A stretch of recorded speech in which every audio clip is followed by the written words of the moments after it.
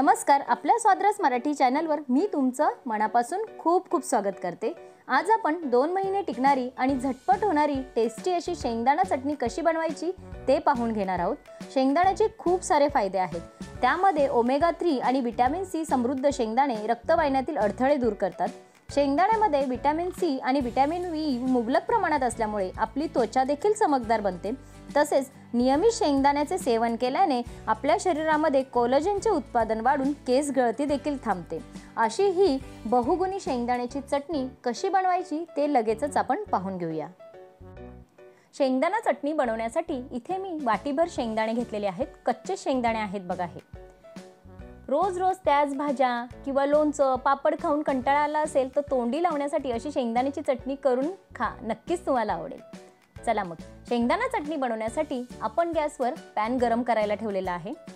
Pan चांगला गरम झाला की त्यामध्ये जे आपण वाटीभर शेंगदाणे घेतले आहेत ते घालून घेऊया।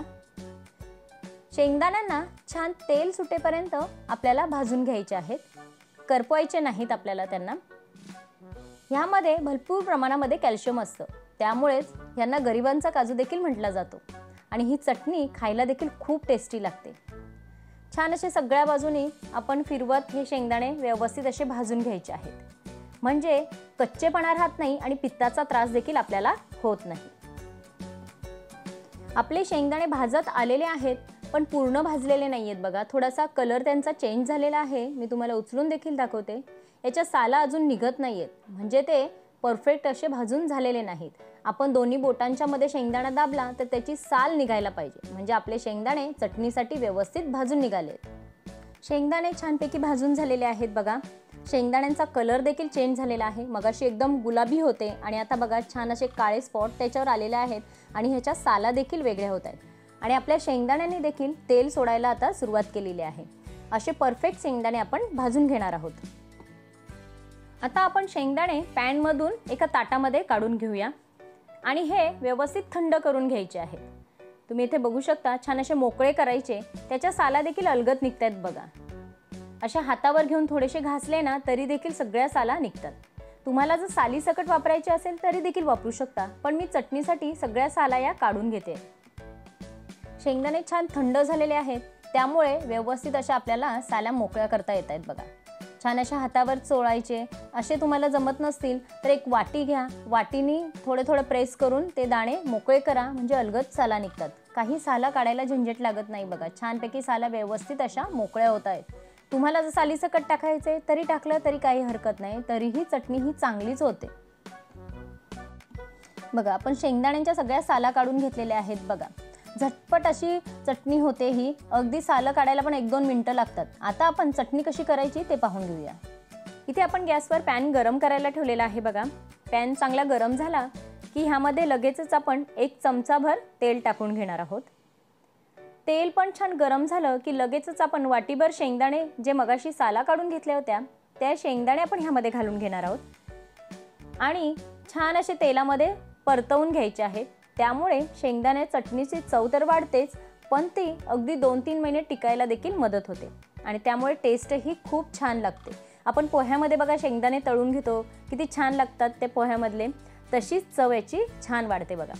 असे शेंगदाणे थोडेसे बाजूला करून घ्यायचे आणि लगेचच ह्यामध्ये आपण 1 चमचा जिरा घालून घेणार आहोत। जिरामध्ये देखील व्हिटॅमिन ए आणि व्हिटॅमिन सी चे प्रमाण चांगले असते, त्यामुळे जे शरीराला जळजळ होते किंवा पचण्याच्या ज्या समस्या असतात त्या देखील दूर होतात। आता ह्यामध्ये 10 ते 12 आपण लसणाच्या पाकळ्या घालून घेणार आहोत बघा। लसूण नियमित खाल्ल्याने रक्तातील इन्सुलिनची पातळी वाढते। मधुमेह ज्यांना आहे त्यांच्यासाठी लसूण खाणे हे खूप फायद्याचे ठरते। तसेच वजन नियंत्रणात राहण्यास देखील मदत होते। आता हे सगळे जे जिन्नस आपण घातलेले आहेत ते व्यवस्थित असे मिक्स करून घ्यायचे आणि एकत्रित फ्राय करून घ्यायचे। लसणाचा कलर बदलेपर्यंत किंवा त्याचा कच्चेपणा दूर होईपर्यंत आपल्याला हे फ्राय करून घ्यायचे आहेत।